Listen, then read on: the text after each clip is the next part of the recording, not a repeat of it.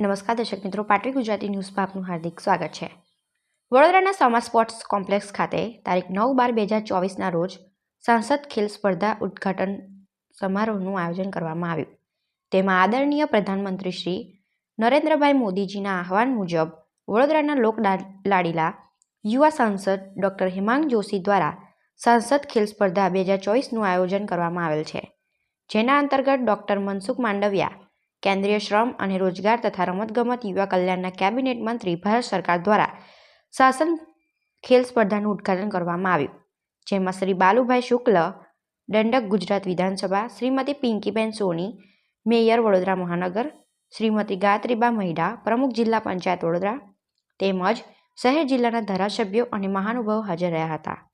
એસોસિએશનના આગેવાનો, પદાધિકારીઓ અને રમતવીરોને આ શુભ અવસરમાં સહભાગી બન્યા। રમતમાં એથ્લેટિક્સ વિભાગની દરેક ઇવેન્ટ કરવામાં આવી। પાટવી ગુજરાતી ન્યૂઝ વડોદરા રિપોર્ટર બ્રિજેશ પટેલ।